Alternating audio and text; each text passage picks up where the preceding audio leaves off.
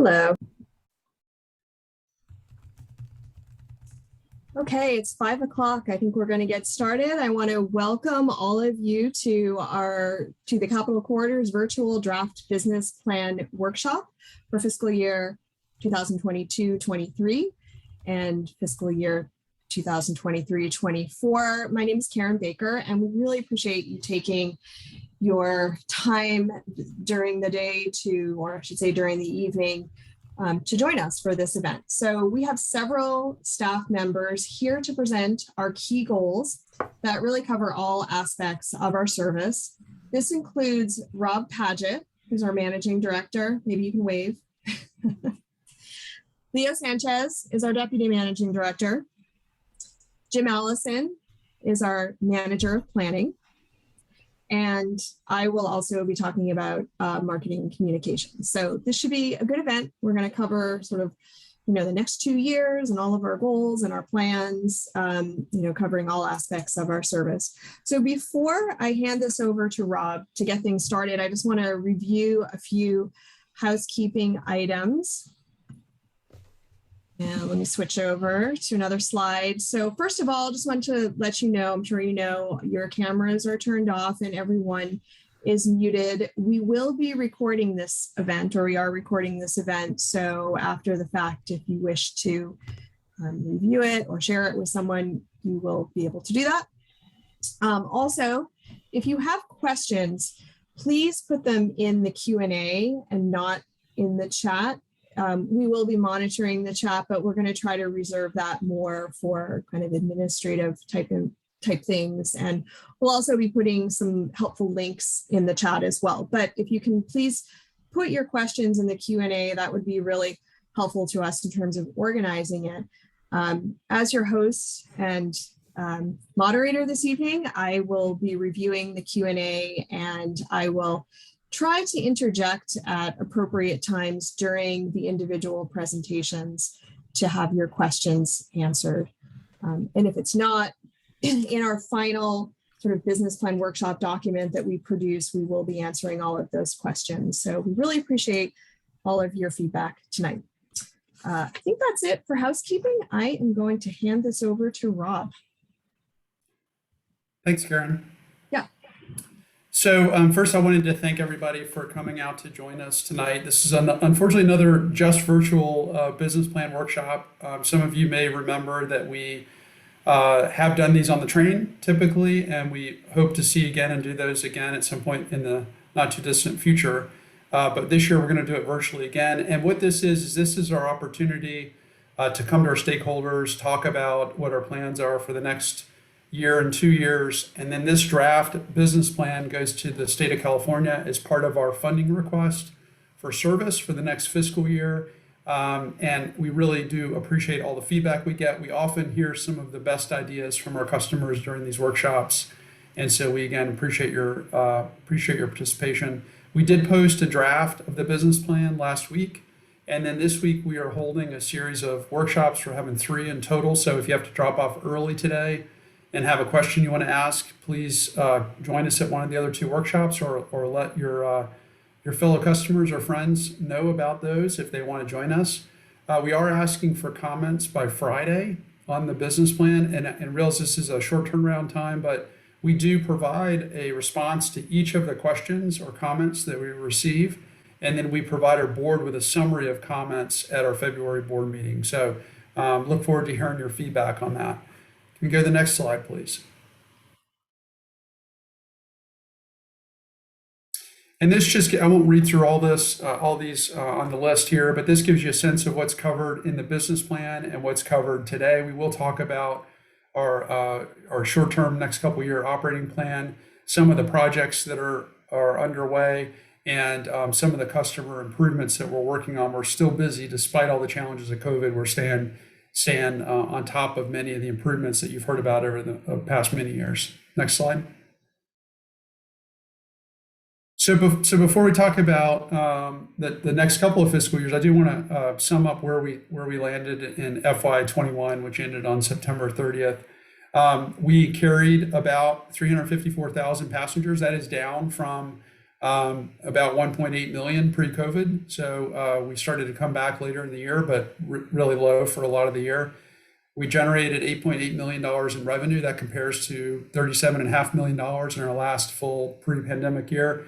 One of the real highlights of the year is that we did bring back our on-time performance to 90% for the entirety of the fiscal year, which was the first time we'd done that in a number of years. We made some changes to our schedule that we think had a lot to do with that improvement. Unfortunately, we've had a rough couple of months going into the next fiscal year, but understand that we are still very much interested in bringing that up to 90%. Next slide.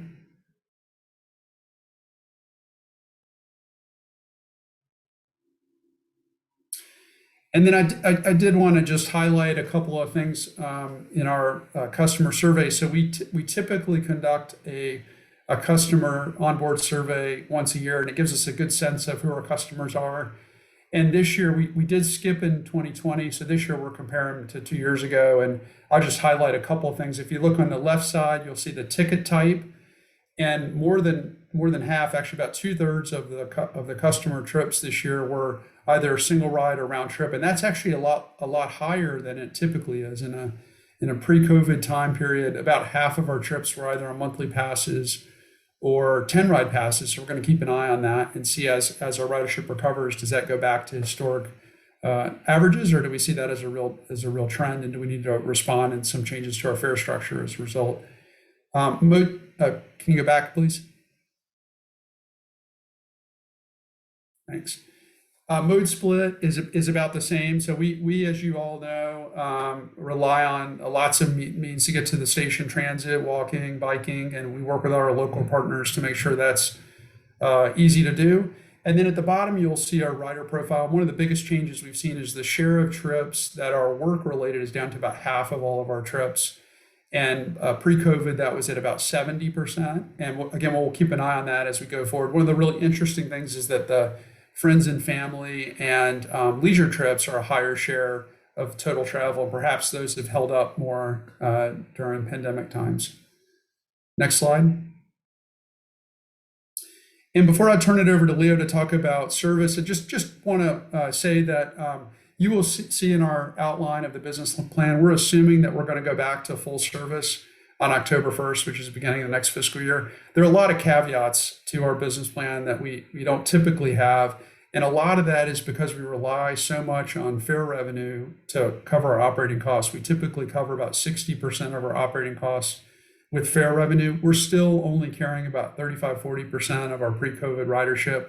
And the degree to which that ridership bounces back is going to drive a lot of our ability to fund increases in service in the coming months. So understand we want to be aggressive in returning our service, but we do have some caveats as we talk about the specifics. With that, I'm going to turn it over to Leo. Thanks, Rob. So as you can see where we currently are, if you see right on the line that's just above January, goes all the way up. We do have an upcoming schedule change next Monday. The ridership currently up until about that point has been hovering in the mid to high 30s percentage-wise compared to pre-pandemic service levels. We are hoping that as time progresses, we continue to see some healthy gains. We have seen a slight drop-off in the last couple of weeks due to the rising surge of COVID, unfortunately, but we're optimistic that once we get past these next few weeks, we can still continue to march forward on our upcoming full service restoration October 1st. So we can go ahead and get on to the next slide. So I just want to highlight where we've been and where we're going. Prior to the shelter-in-place order March on 2020, we were operating 30 weekday trains and 22 weekend trains. As soon as the shelter-in-place order hit, we did reduce drastically our service down to 10 trains every day of the week. As time has progressed, we've committed to restoring the service, and we've done that incrementally. Currently, we're operating 22 weekday trains and 18 weekend trains. This coming October 1st, our plan is to return back to pre-COVID levels of 30 weekday trains and 22 weekend trains. Next slide. So currently, as you can see on the table, this is the breakdown of what we're running today. And if you look on the right-hand side, what we're planning to expand to, we're planning to go up to what we had pre-COVID. So for the Sacramento-Oakland service, that was 30 weekday trains, 22 weekend trains. Oakland to San Jose segment, 14 daily trains. Sac Roseville, 2 daily trains, which we're running today. And Roseville to Auburn, 2 daily trains, which is what we're running today as well. Next slide. A few of the challenges that we have to restoring our service. One, we're staying really closely connected to what's happening on the COVID front. As you all have seen, all around us, we've been affected by the pandemic in a lot of different ways. And we're keeping a close eye on how public health conditions continue to improve. And as long as things continue to look promising on the COVID front, then we have all intent to return back to our service. A few of the other challenges that we have include some of the workforce availability. Some of that is related to COVID, but also we have a very challenging job market currently, so that some of that has presented some challenges in making sure that we have the staffing that we need in the future to go back to our full pre-pandemic service levels. The last couple of items related to the challenges, one is equipment availability. We have some equipment that the state of California is procuring that's going to enable us to have additional equipment to go back to our full service levels. And then lastly, and another important key point, is making sure that we have the funding resources that we need in order to be able to maintain the full pre-pandemic service levels. Next slide. To build off of health and safety, I know this topic is top of mind for a lot of folks, including us. And so we want to make sure that we continue to maintain the same safety standards that we implemented shortly after the start of the pandemic. So we're continuing to do enhanced cleaning on all of our rail cars. We're continuing to improve additional sanitation technology to make sure that we look ahead as things come up, whether it's COVID or the flu. We want to make sure that we're providing a safe environment for all of our riders. And then lastly, we're going to continue to follow the federal mask mandate. And as things continue to develop, we'll make sure to keep all of you informed. Next slide. On safety and security, one of the main issues that's at the top of our list as we continue into the next fiscal year is making sure that we work diligently along with initiatives that were started before. We've been working along with California Operation Lifesaver for many years. We're going to continue to work with them to keep the public and our riders safe. We're going to continue to do the right-of-way cleanups that we've done for a few years. And one exciting new thing that I want to announce is that we have a couple of dedicated special agent positions along our corridor that Union Pacific is going to be bringing on. And one thing that we've started to work on that we're going to be very aggressive on is our grade crossing analysis and working to improve grade crossings along our route. One thing that I know is that there's a lot more funding opportunities out there at a federal level that are going to enable us to make some drastic changes and improvements along our route. Next slide. On the rolling stock equipment, last year and towards the end of last year, start of December, we actually completed the testing phase of the renewable diesel pilot. And we're looking to finalize the analysis of some of that work that needs to be completed and also get final EPA approval and certification in order for us to make a full transition for the entirety of our fleet. So that's a good news story to getting to the ultimate goal of zero emissions. So that will give us our first, sustainability approach to trying to get to our ultimate goal of zero emissions. Like I mentioned before, we're going to be looking at acquiring additional rolling stock by way of the equipment that San Joaquin's going to be getting, and that's going to give us the equipment that we need to run our service.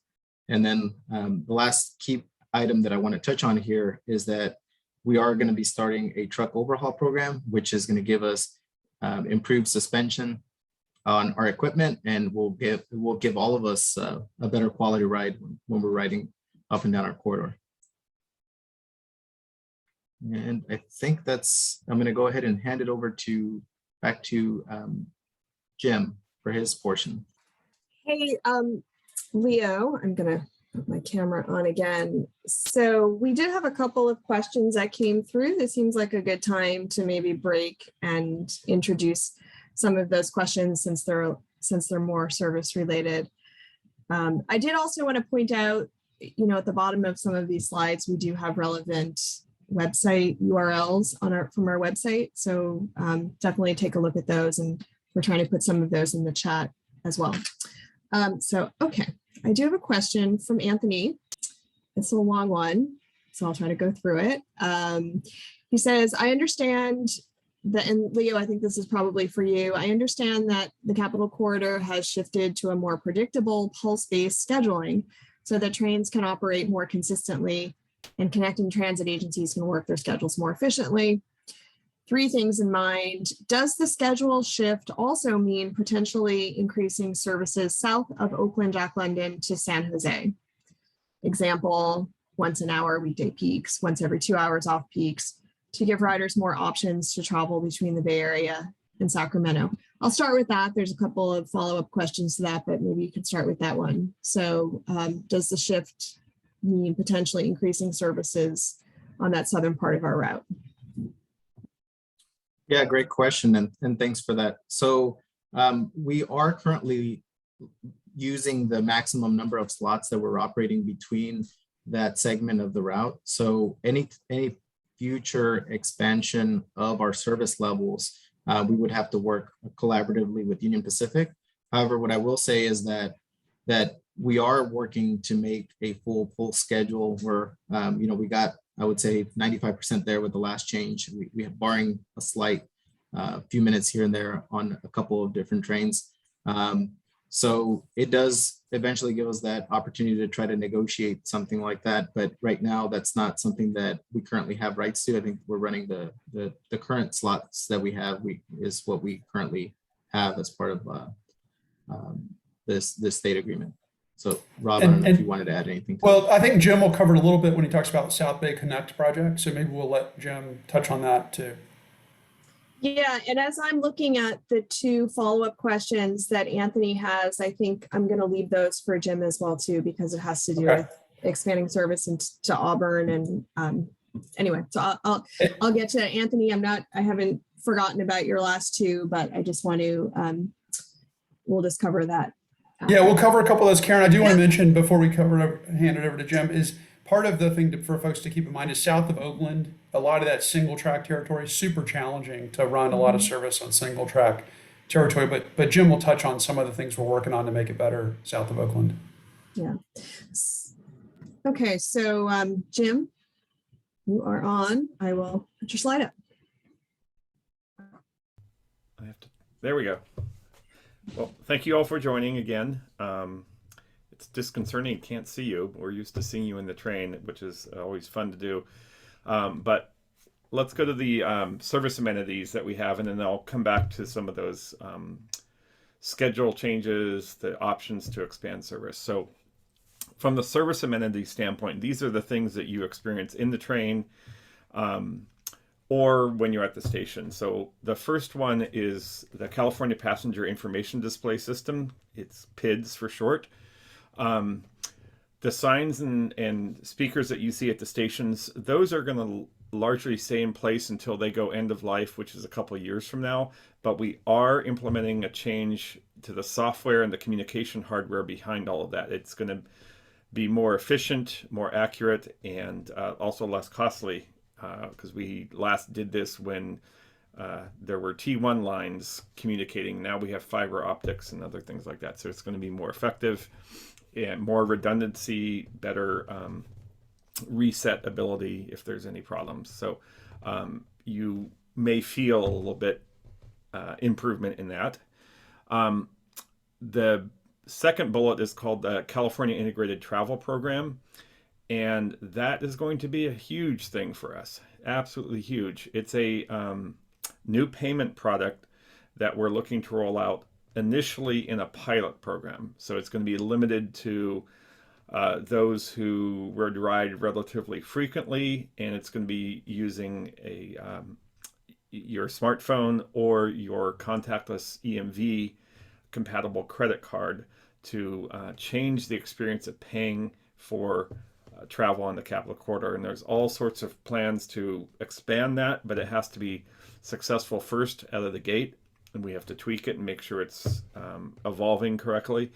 And but this is extremely exciting. It's going to be making transit much more convenient than we have today, perhaps, or making connections to other transit services more seamless, because you'll just buy your transit almost like you'd buy a cup of coffee. You just kind of keep going, and it can keep track of your spending and those kind of things. So there'll be more information about that. That will be one of our huge initiatives coming this next year.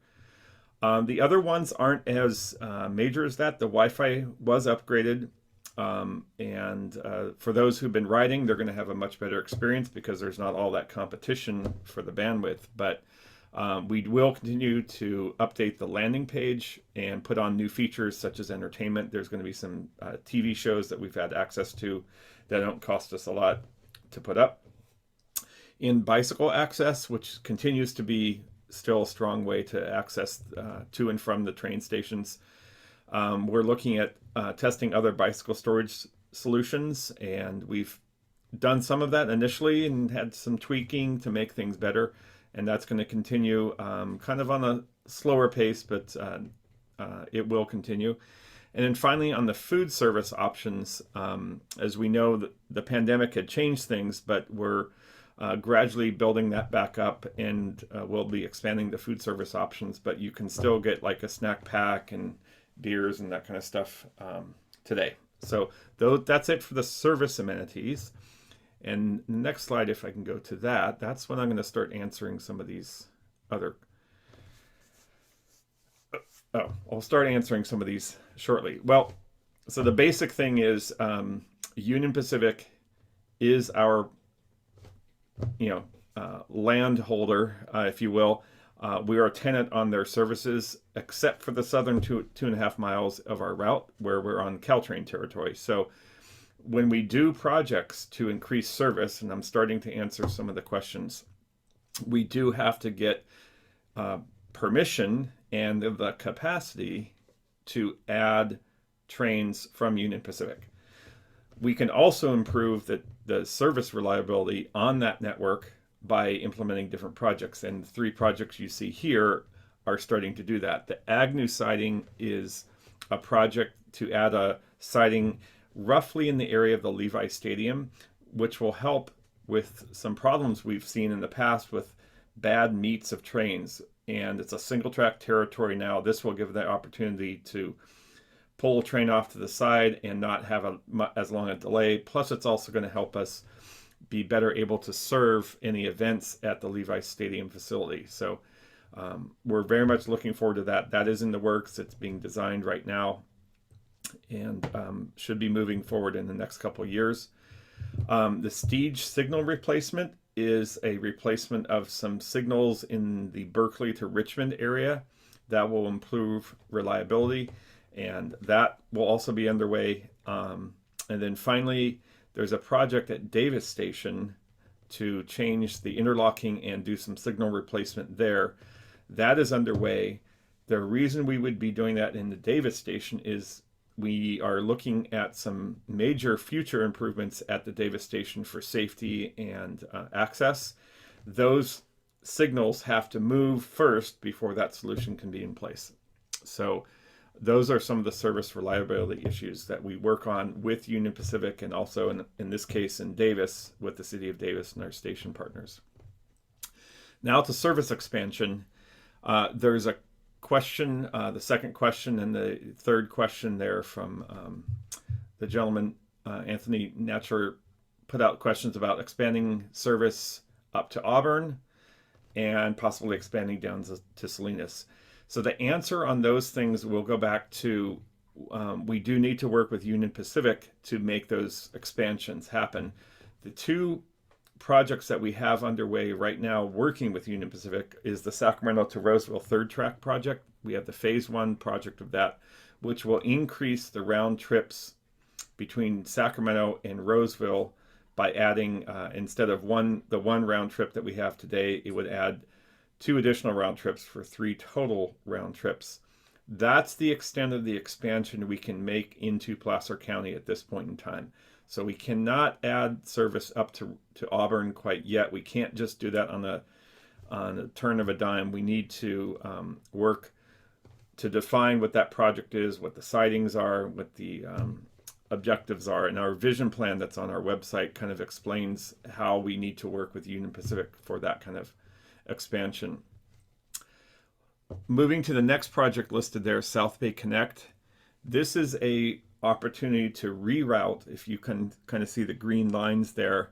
Instead of going in the blue line south of Oakland Coliseum, we would reroute to a green line. It already exists there today, and we would look to, as we would lose serving Hayward and Fremont stations, we would look to put a new station in at Ardenwood. That project is underway right now. It would have a travel time savings because it's more direct. It would also allow us to have better connections to the peninsula. And today it's a little difficult to get to the peninsula, but that would be a park and ride station at Ardenwood with direct connections to transit right across to the peninsula there. So as we relocate the service there, we kind of detangle the way freight and passenger rail services operate in that territory. So what that does, it sets us up to expand in the future, working with Union Pacific to expand, as Rob was saying earlier, about that territory has a lot of single track area in it, which means that there's not a lot of capacity to add more service. So we would shift in that direction and detangle ourselves and then start working on an expansion project to head south to San Jose. The jury's still out whether we would head to Salinas. That's been looked at in the state rail plan. Right now, it might be Caltrain that does that. In the future, it could be Capitol Corridor. But that's a bit away because we have to get more capacity added before we can even get down to San Jose or south of San Jose. Finally, the third thing we want to talk about is the Link 21 program. This is a huge effort to transform passenger rail across Northern California. We see a little green dashed line between San Francisco and to the East Bay, roughly in the Oakland area. That is just scratching the surface of it.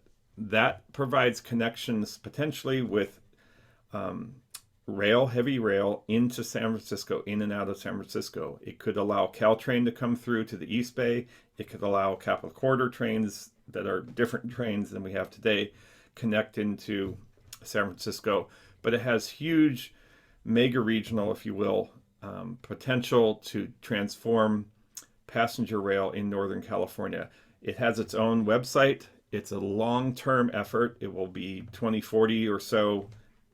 What most people anticipate will take about that long to get it kicked off. But it does include really transforming the way rail can serve Northern California and the way transit can connect into Northern California. So hopefully that answered some of the questions. And I want to there's a question here, in the future, will Capitol Corridor be electrified? Well, we can pretty much safely say that what Link 21 is considering, yes, the potential for zero emission trains, locomotives is there. Whether it's electrified or whether it's some other hydrogen type fuel source, it's to be determined. But there's a potential for that. The difficulty with electrification with traditional catenary systems is that Union Pacific also uses the same tracks. So that issue of sharing tracks and working with Union Pacific really colors a lot of what we would be looking to do in the future. So, and Jim, I'll jump in and say, we think at this point, so we are expected to be at zero emission by 2035, and that's a CARB expectation. California Air Resources Board. But we right now think, and the technology is evolving very, very quickly. We right now think that the hydrogen path is more likely than the electrification path. Okay, and we'll go to the next slide, which I think it's a handoff back to Karen. That is a handoff back to me. Before I do that though, there was a question that I missed. Leo, I want to direct this to you. Daniel asked, and I know we've covered this before, but maybe it's worth repeating and getting an update on this. Why doesn't the Capitol Corridor bus connection from San Francisco to Emeryville board on Mission Street in San Francisco and not board on the third floor bus deck at the Salesforce Transit Center? So if you wouldn't mind answering that, that'd be great. Yeah, so thanks for the question. And we are currently still working on trying to get a partnership, preferably with AC Transit, on trying to have that service covered between Emeryville and San Francisco. That would be a way that we could be able to do that. Unfortunately, the way that we handle the service today, it's contracted out to a third-party vendor. And the route already is really an expensive route that we run. And adding that additional benefit to the riders was cost prohibitive before the pandemic, and definitely is today. So I mean, the opportunity could be there, but it's a complicated one, and we're looking to still see what type of options might be there for us. So we'll keep you posted as we continue to work on that one, but it has been a challenging one to try to get into the Salesforce Transit Center. Okay, thanks so much, Leo. I'm gonna try to move slides. I'm gonna talk to you all a little bit about our marketing and communications plans for the next couple of years, and we definitely have lots of challenges. I think obviously given all the changes and the challenges that we've had over the last 2 years with the pandemic, our marketing and communications efforts is really going to be focused on building ridership, bringing people back on the train who maybe haven't been on the train, but also identifying new market opportunities. A lot of people over the last couple of years have moved, they've changed jobs, they've retired. They're working from home. Maybe they're not working from home every day of the week now, but they're working from home, 2 or 3 days a week. So our ridership profile has really changed. And I'll be completely honest, there's just a lot of uncertainty, and it's really unclear how our ridership patterns are going to evolve in the next few months and in the next couple of years. So we're going to be continuing to rely on informal rider surveys. I hope some of you have received those in our email communications. If you're not signed up for email, we definitely encourage you to do that. Hoping we can get that some kind of link in the chat there. But we really rely on your feedback, and it's really helpful to us to know about, how you're using the train and what your travel patterns are looking like. There's also some more extensive market research that's being done at the statewide level, and we're going to be using that along with those surveys to really help us plan and adapt over the coming months and years. Some of the things that we'll be focusing on, we've already talked about, and we have listed here on this slide, but I can tell you that we will be exploring different types of fare promotions to really encourage people to get back on the train or try it out if they haven't already. We do have a 30% fare offer right now that ends in March, so we will likely be looking for something to do shortly after that or immediately after that. We are encouraging people to join our CC Rider Rewards program. It's free. And we'll put the link to that in the chat, but that's going to give you some really exclusive offers to green businesses along the Capitol Corridor routes. So definitely try to sign up for that. Like I said, it's free. We will also be fostering partnerships with destinations along our route, not only to get people on the train and increase ridership, but to also support the recovery of local businesses, which we think is really important. And finally, we will be continuing to communicate with all of you about our various projects that you learned about from Jim and Leo and Rob, and all of our customer enhancements, and of course, our health and safety protocols. We know that is really important to all of you, and it's really important to us, and it's a big priority for us. So we're excited. We have a lot of challenges ahead of us, but we also feel like there's some new and interesting opportunities that honestly we would never have envisioned 2 years ago. So. Hey, Karen, can I add a little bit to that? Your good Sure. summary of, Yeah. of our marketing plans. One of the things that I would say before the pandemic, a very typical rider on Capitol Quarter was a 2 or 3 day a week rider, maybe someone who works in Santa Clara or Oakland or San Francisco and has chosen to live up in Davis or Sacramento or Rockland for housing opportunities up there. And anecdotally, we know that that is a big part of our market.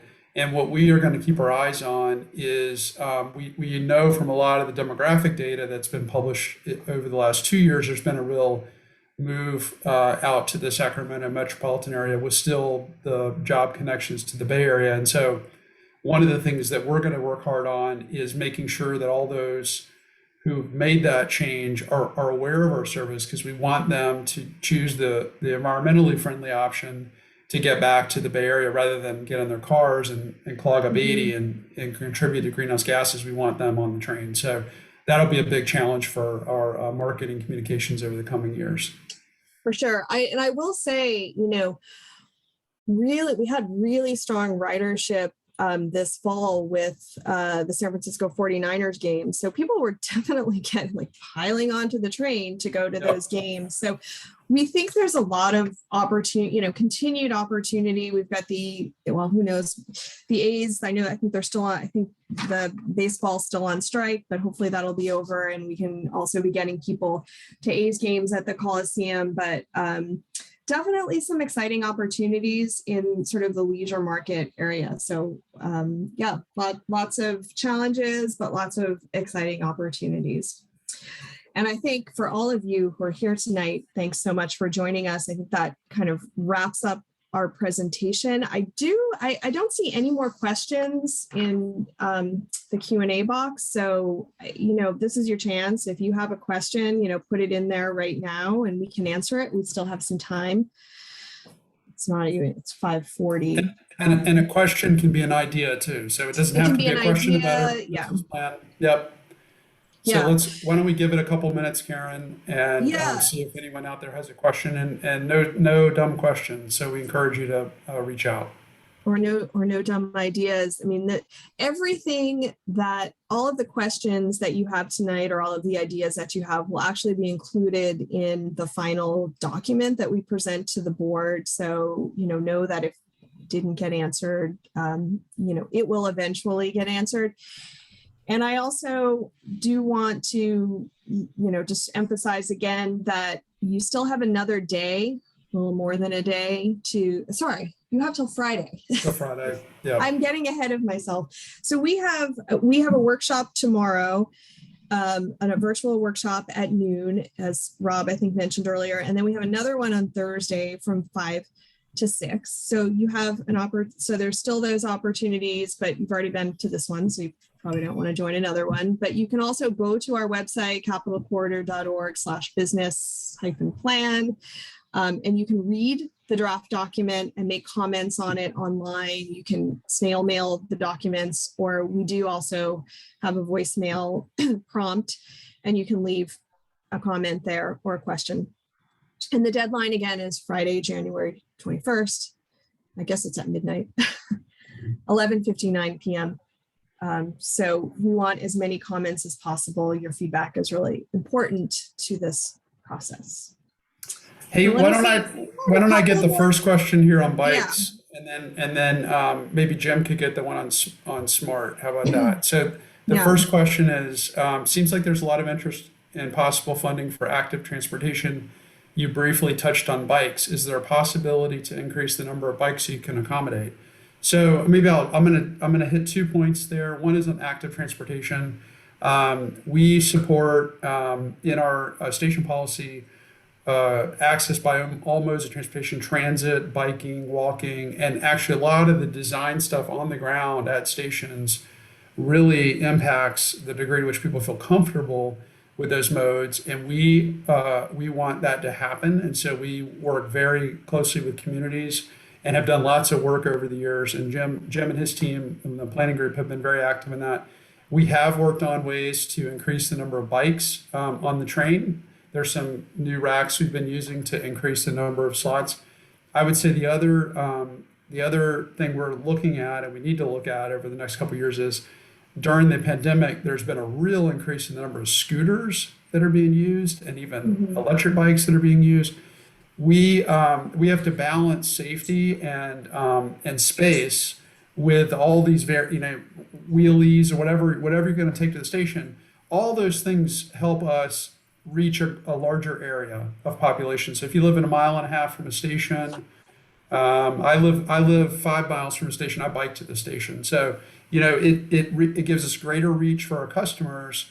And so we want to accommodate that on the train, or we want to accommodate it with bike lockers at stations. So we've also funded a lot of the e-lockers at station, which I use. You can pay 5 cents an hour for that.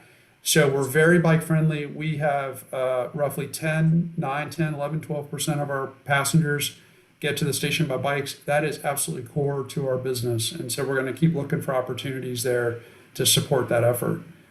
And Jim, maybe you could, if there's anything to add on that, and then if you want to take the next question on the smart connection. The only Yeah. thing that I would add to that is that we did work on a bike solution as well. So that was something that we were working on just before the pandemic, because it actually was becoming a challenge to make sure that we had the bike capacity on board. So Yes. we have that readily available, and as soon as we get ridership up, that would be something that we would be looking as a stopgap measure to making sure that we have capacity on board. Go ahead, Jim. Yep. Yeah, that's hugely important, and that is the mode that I like to pair with train service because I'm in Sacramento, and if I'm going in the office, I take a bike to the train and fold it up and then stuff it away. But yeah, access on the train, and so it does involve modifications to cars if we take out seats, and that's a very big deal. We don't have that problem right now, but it could if we get ridership back and lots of bikes, we might be back there. In 2008, it was really a big challenge. And we answered to that, and it grew up again, and then the pandemic came. So we hope to catch up if we need to. It's a good problem to have, but it is challenging. On the second question, are we coordinating with SMART about a future connection between Novato and Suisun City? The answer to that is more at the state level. They're using the state rail plan and the state rail plan update process, which is going on right now, to plan for that. But we are in conversation with SMART about that. We are very aware of how that might connect at Suisun City. It's just a matter of if these projects to expand service take a long time. They're they can be quite costly. They definitely take a long time.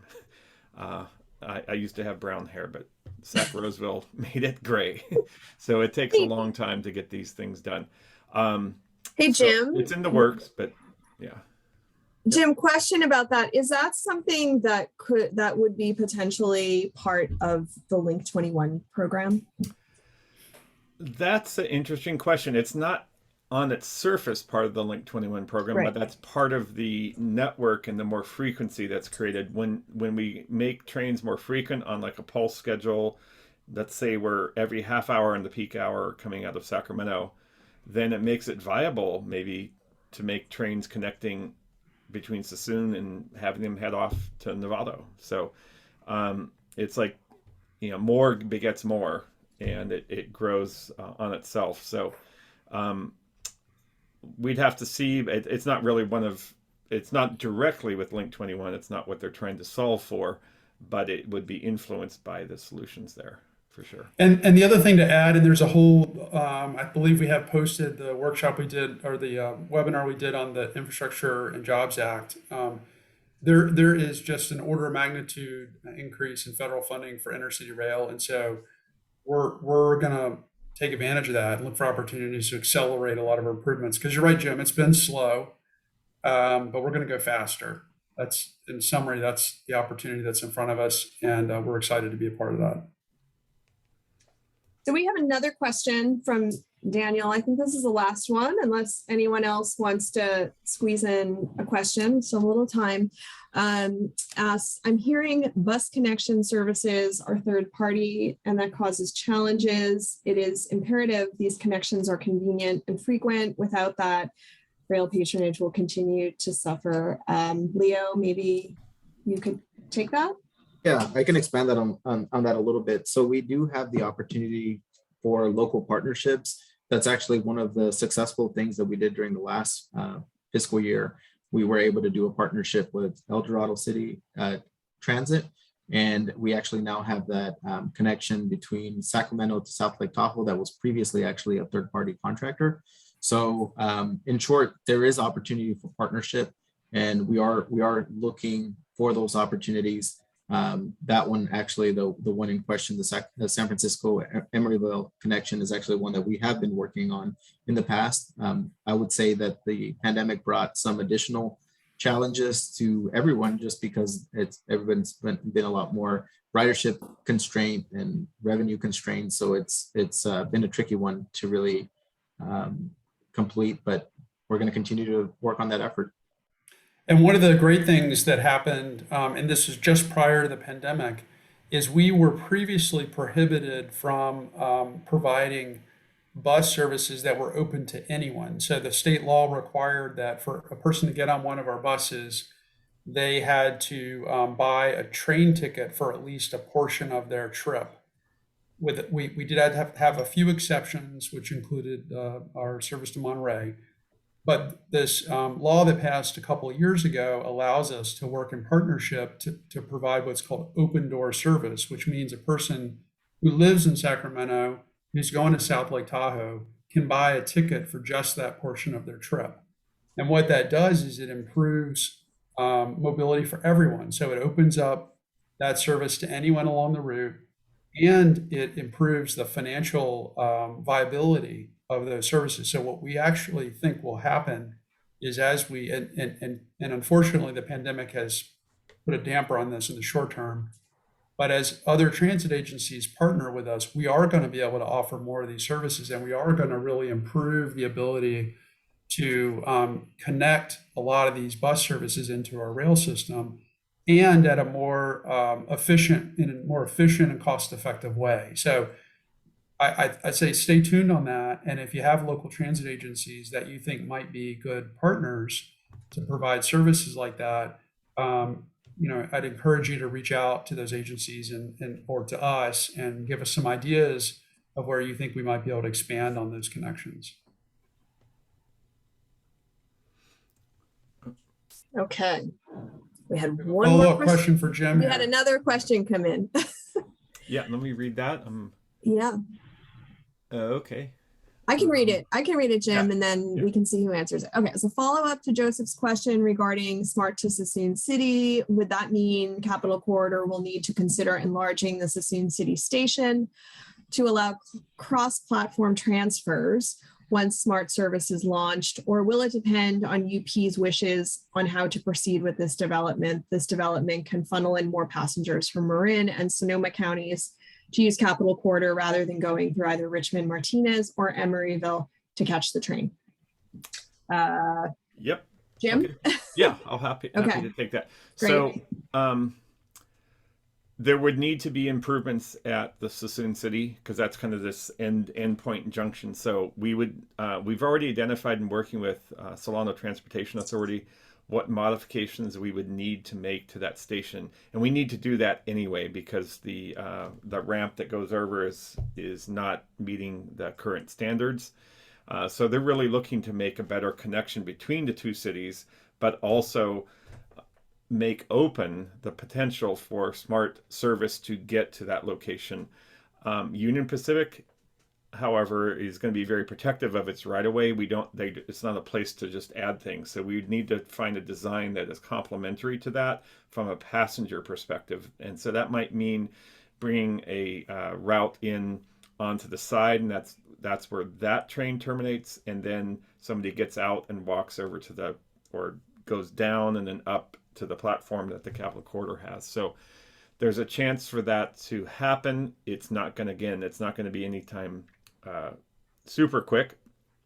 The market between Marin and Sassoon, Sacramento, or other points also needs to be looked at. And it is being examined in the state rail plan, but it's not like priority one project, but it's out there, and the state rail plan does envision a very rich level of service and interconnected services, so you can transfer to other services that connect you across California.